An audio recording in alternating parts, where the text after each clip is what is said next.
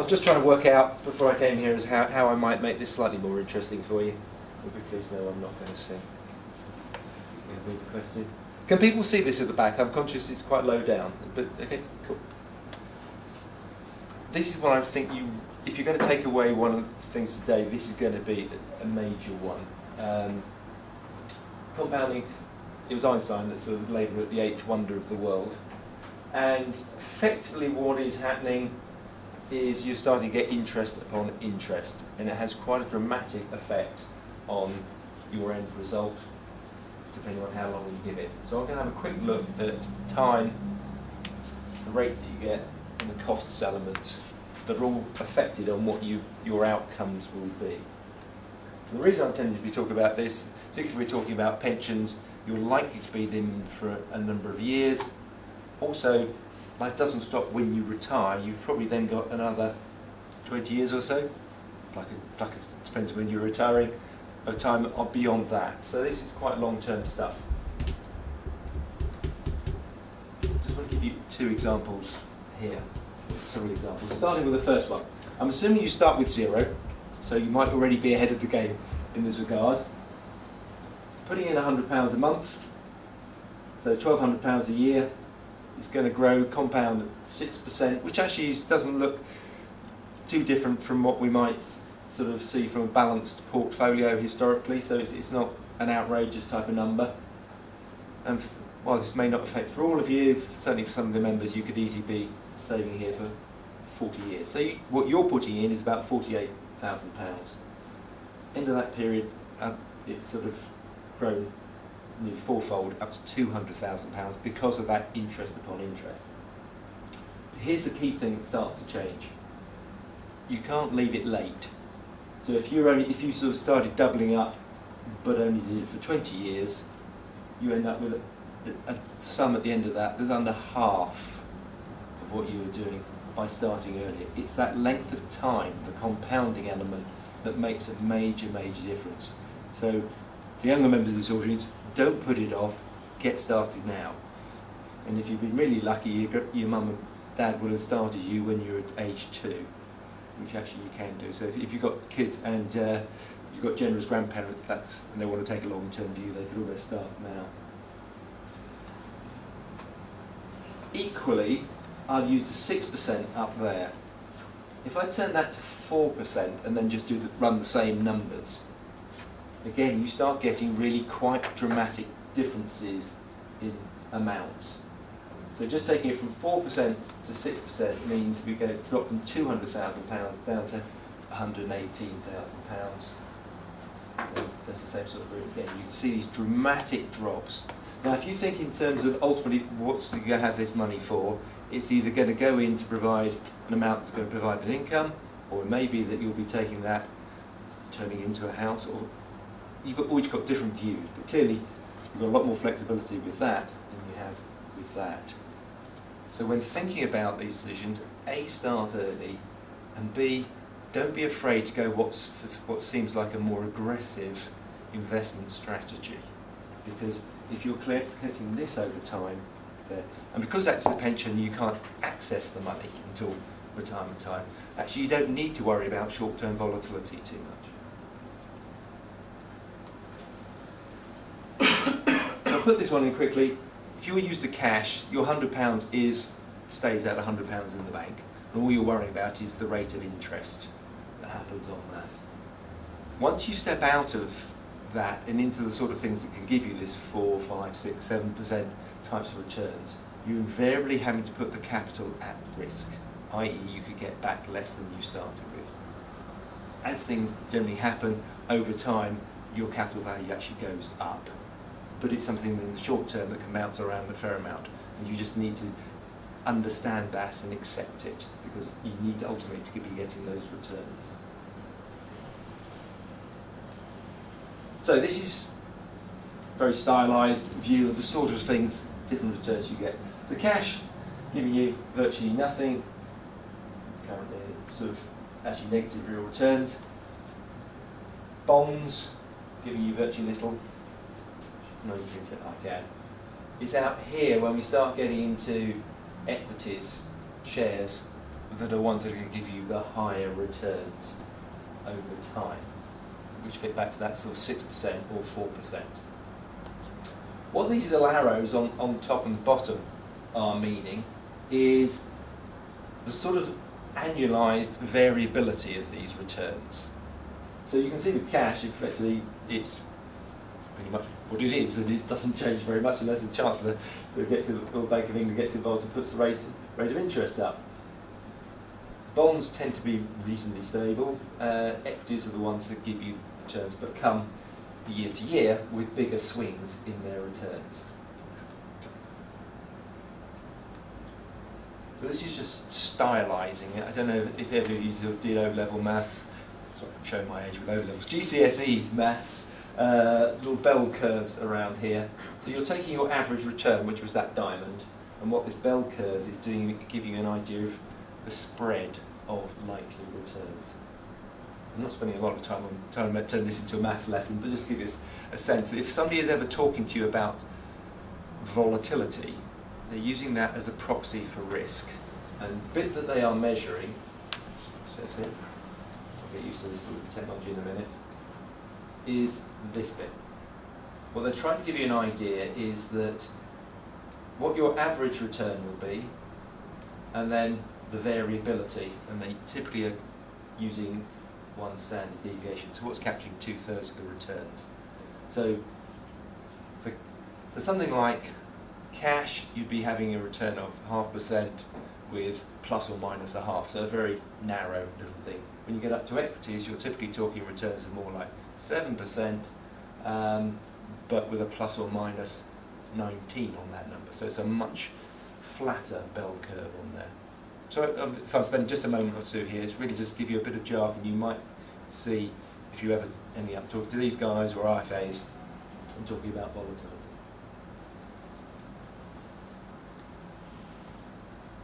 Just don't worry too much. This is a little bit in. Accept that going up and down is part of it. Don't lose sleep over it. Because this annual marker is what happens, is what they're talking about. But as you hold on to something, you get a very different profile. I find that perhaps an easier way of looking at this is like tossing a coin. You know that if you toss it once, it's actually, well, if you toss it 100 times, it's pretty, you're going to get close to 50-50. But if you toss it once, that's actually what it's definitely not going to be. It's going to be a total heads or a total tails. So if you're feeling actually you want to avoid sort of all tails, well, if you toss it twice, you've still got a 1 in 4 chance you get 2 tails, 3 you get 1 in 8, and so on. But actually, over long times, which is your time period, you can start to rely on these sort of average type of returns fairly comfortably in terms of the numbers that have come out for you. So that's why I'm trying to get you to think about going, if you are going towards higher risk, higher return investments, because of the time scale that you're using, they actually start to become less risky than you might think. This is just looking at what I mean by riskiness here.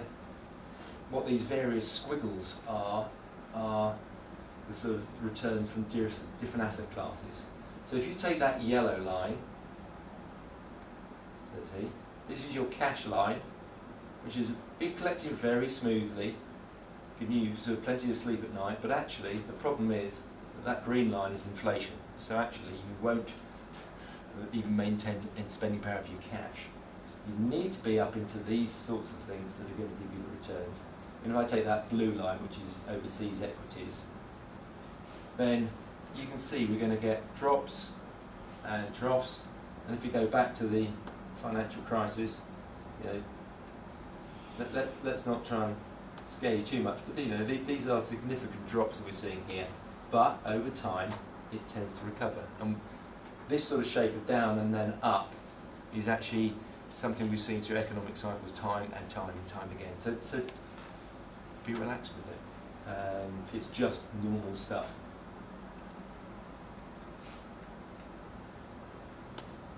So this is now taking it from 10 years and stretching it out to more like a 55-year time horizon, just again, switching the younger one. So what you're looking at here is just taking the UK market. That top one is with your money being reinvested, which is when you're saving it and you're not taking anything from it. It's actually gone up substantially. And that would be comparing with as if you just stayed in less risky fixed interest over time. So worth going for what seems like, because look at the scale of returns and just, this is the real return. So if we'd done this in nominal terms, the numbers would be a lot bigger.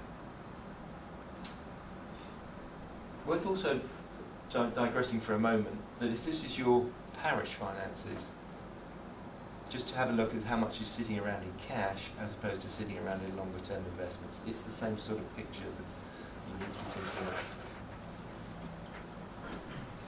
Numbers are all lower if you actually then start taking out your income when you're retiring, but even so, even over 20 years, you can start getting higher returns by staying in riskier assets.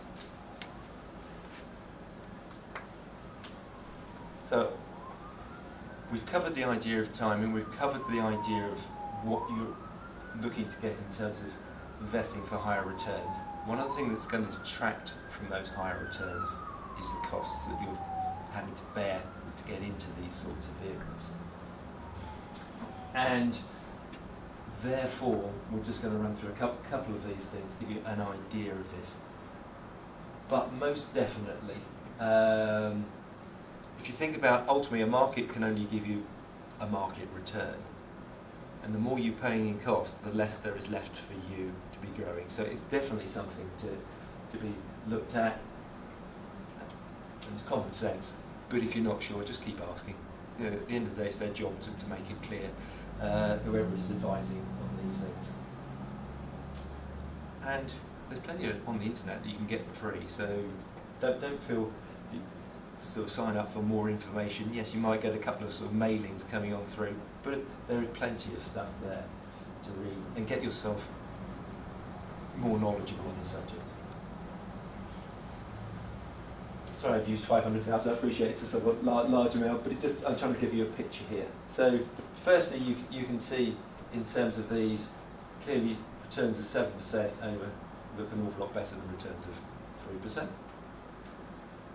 But now you can start just focusing on this one for a second, just an idea of the sort of drop you're getting. So this was about 938,000, and I think this one was somewhere around £800,000. So from that point of view, markedly different numbers depending on whether you're only paying cost of 0.5% or whether you're paying cost of 2%, because it really eats into your compounded returns.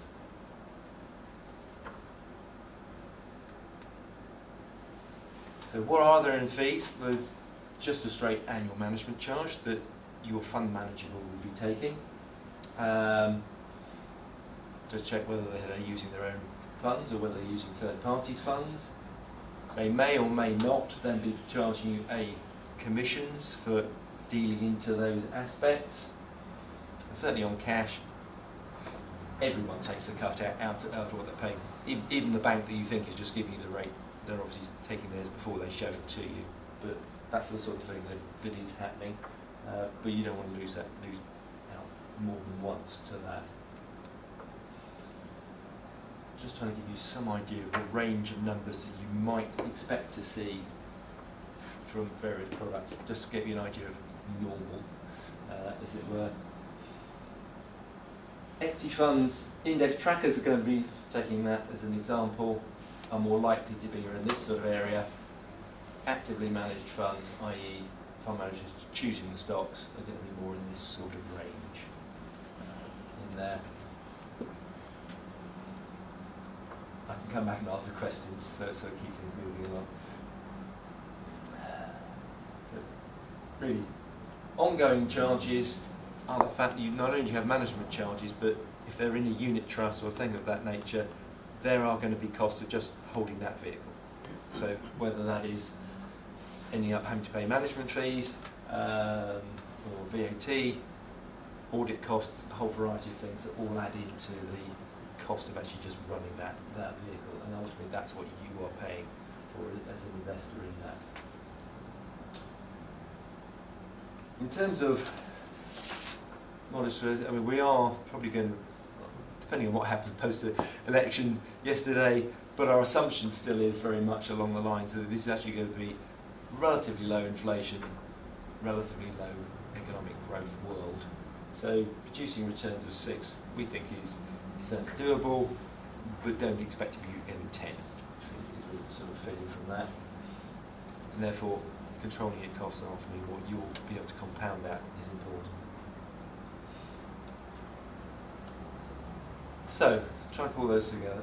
Timing wise, starting early is far better. So the fact that it seems an awfully long way away, it's not urgent, it is. The earlier you can start, the better. Do read around the subject. I'm conscious I've been spending a career sort of reading these things, and it's not your day job, as it were, but equally holding on yourself to actually sort of don't be lazy around this. You can save yourself so much more money by doing some reading around it. And if there's one thing you do take away today is just understanding that power of compounding. It makes a vast difference to ultimately what you'll have. So thank your younger self is a phrase I've seen once myself, so setting it up earlier so you will have more options come the time. I'll stop there.